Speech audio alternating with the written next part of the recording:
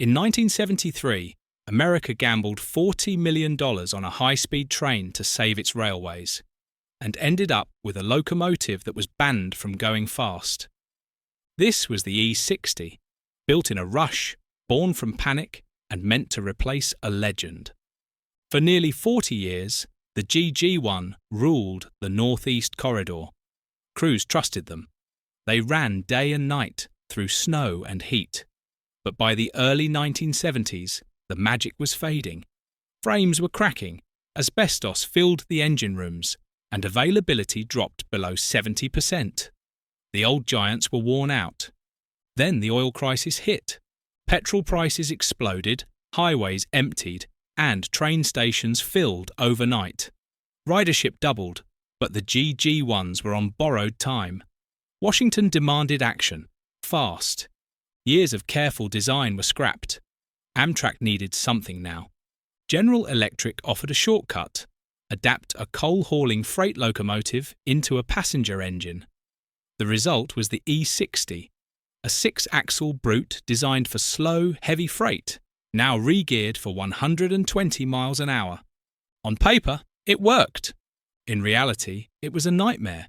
Weighing nearly 200 tons and packed with extra equipment like steam generators and a second cab, the E60 was simply too heavy and too rigid.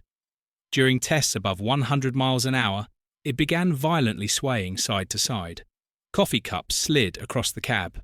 Rails were battered. Crews feared derailment. In 1975, one did derail. The Federal Railroad Administration stepped in and issued a blunt order. No E60 could run faster than 90 miles an hour.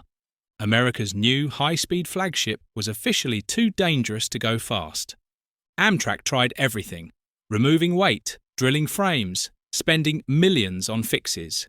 But nothing worked. The real problem was baked into the design. So Amtrak looked overseas. The Swedish-designed AEM-7 arrived and changed everything.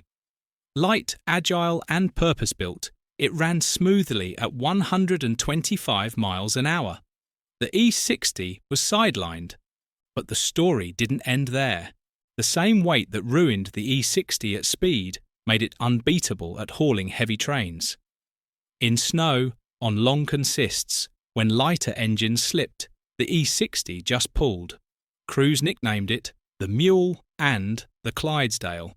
It worked until 2003, a locomotive born from crisis, disgraced by speed and redeemed by strength. If you enjoyed this story of one of rail history's greatest miscalculations, please like the video, share it with a fellow rail fan, and subscribe for more forgotten railway stories. And tell me in the comments, has America learned from the E60? Or are we still repeating the same mistakes?